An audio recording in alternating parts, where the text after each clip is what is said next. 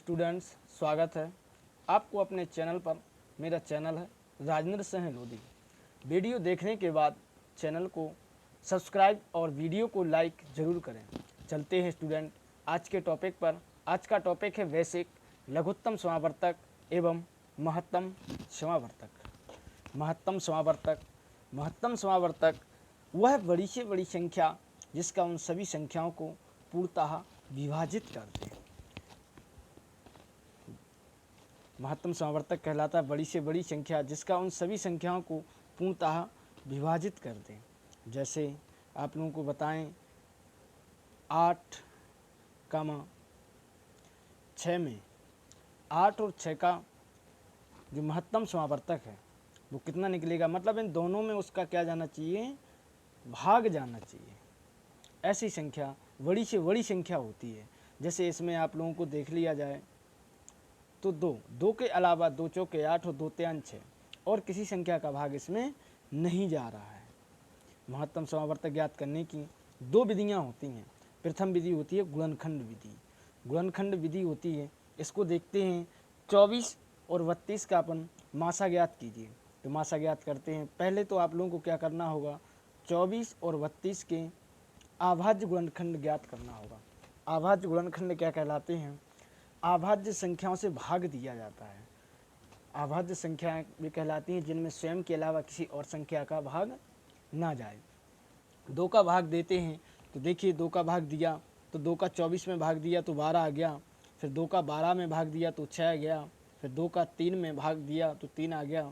6 में भाग दिया तो 3 आ गया और 3 एकम 3। इसके गुणनखंड निकाल लिया। इसी प्रकार से आप 32 के गुणनखंड निकाल लीजिए। 2 एकम 2 बचा 100 हो गया 12।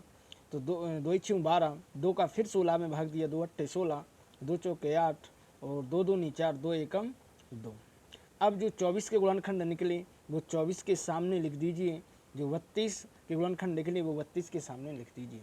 अब इसमें देखिए जो जोड़ी बनी है, इन जोड़ियों को आप गोल लगा दीजिए, ये जोड़ी बना दीजिए।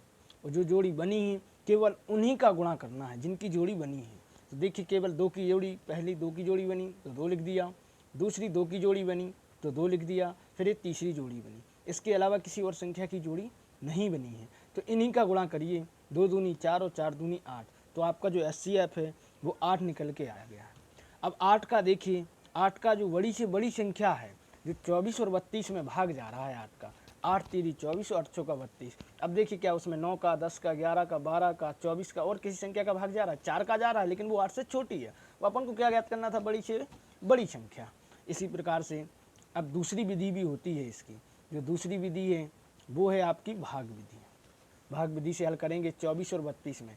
तो पहले आप लोगों को क्या है, जो बड़ी संख्या है, जो बड़ी संख्या उसको भाज्य बना लीजिए, जो छोटी संख्या है उसको भाजक बना लीजिए।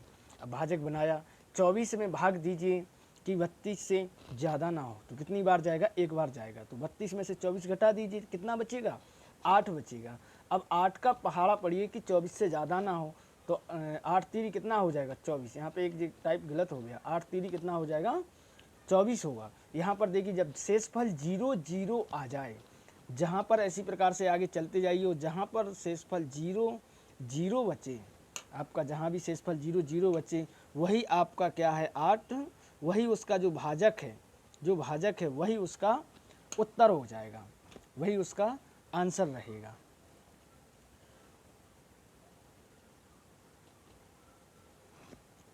इसके बाद आगे बढ़ते हैं। HCF निकाल लिया 8, तो HCF से आप लोग परिचित हो चुके होंगे, HCF जानने लगे होंगे।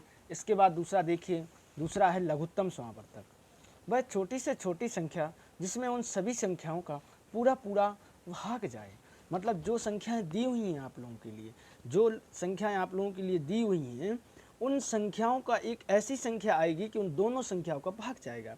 जैसे आप लोगों का माना जाए कि 10, 35, 10 और 35 का लघुत्तम समावर्तक ज्ञात कीजिए। तो 10 का भी भाग जाना चाहिए और 35 का भी भाग जाना चाहिए, ऐसी संख्या ज्ञात कीजिए। वह छोटी से छोटी संख्या होगी तो आप 35 और 10 का जब लघुत्तम समावर्तक निकालोगे तो वो 70 आएगा। चलो इसको आगे, लघुत्तम समावर्तक ज्ञात करने की 2 विधियाँ होती हैं। प्रथम विधि होती है गुणनखंड विधि। जैसे 36 और 48 का लासा ज्ञात करना, मतलब लघुत्तम समवर्तक ज्ञात करना है, तो पहले तो 36 के जिस प्रकार से महत्तम समवर्तक में गुणनखंड किए थे, इसके भी आप गुणनखंड कर लो। 2 एकम 2 बचा 1, 2 अट्ठे 16 हो गया, और 2 इनाम 18। फिर इसके बाद 2 का भाग गया नहीं, फिर गया 3 का, 3 त्रिका 9, 3 एकम 3। फिर इसके बाद 48 से गुणनखंड कीजिए, 2 दूनी 4, 2 चौके 8, 2 एकम 2, 2 दूनी 4, 2 छः 12, 2 तीन 6 और 3 एकम 3। इसी प्रकार से देखो 36 और 48 के आप गुणनखंड लिख लीजिए जिस प्रकार आप लोगों ने महत्तम समवर्तक में लिखे थे। इसमें जो जोड़ी बनी है उनमें से एक एक अंक लिया जाता है। जो जोड़ी बनी है 2 में से 1 लिया, इस 2 में से 1 लिया, फिर ऊपर वाले 3 में आप देख सकते हो इसकी जोड़ी नहीं बनी, इसको लिख लिया। फिर इसके बाद इस 3 को लिखा जिसकी जोड़ी बनी है, फिर इन 2 को लिख लिया गया, इन 2 को। जिसकी जोड़ी ना बने उसको तो लिखना ही है, जिसकी जोड़ी ना बने उसको लिखना, और जिसकी जोड़ी बन गई उसमें से 1 लिखना। फिर उन सभी का कर देना है गुणा, 2 दूनी 4, 4 तीरी 12, 12 ती 36, 36 दूनी 72, 72 दूनी हो जाएगा आपका 144। तो एलसीएम जो इसका निकला वो निकला कितना, 144। इसके बाद द्वितीय विधि होती है भाग विधि। भाग विधि 36 और 48 में जिस प्रकार से गुणनखंड निकालते हैं वैसे ही निकाला जाता है। तो इसमें देखिए 2 का 36 में भी भाग चला जाएगा, 48 में भी भाग गया, 2 का 36 में भाग दिया तो 18 आ गया, 2 का 48 में भाग दिया तो 24 आ गया, 2 का 18 में भाग दिया तो 9 आ गया, 2 का 24 में भाग दिया तो 12 आ गया। फिर 2 का 9 में पूर्ण रूप से भाग गया नहीं तो 9 ज्यों का त्यों लिख देंगे, और 2 का 12 में भाग चला गया तो 6 आ गया। फिर इसके बाद 2 का 6 में जा रहा, 9 में नहीं जा रहा है तो 9 ज्यों का त्यों रहने दीजिए, और 2 3 6 आ जाएगा। फिर उसके बाद 2 से भाग गया नहीं तो फिर कितने से देंगे, 2 से बड़ी आवाज़ संख्या क्या होती है, 3 होती है। 3 तिरका 9 आ गया, और 3 एकम 3, फिर 3 से दिया 3 एकम 3। अब इन सभी का कर लीजिए आप गुणा, 2 दूनी 4, 4 दूनी 8, 8 दूनी 16, 8 तीरी 24, और 24 तिया आप करोगे तो 144 आ रहा है। गुणा कर लीजिए, चर्चों के 3 त्रिका 9, 9 दूनी 18, 18 दूनी 36, 36 दूनी 72, और 72 का गुणा करोगे 2 में, 72 का गुणा करोगे 2 में तो आएगा 144। तो देखिए दोनों विधियों से ही 144 आ गया। अगर वीडियो में आया हो मज़ा तो वीडियो को लाइक और शेयर ज़रूर करें।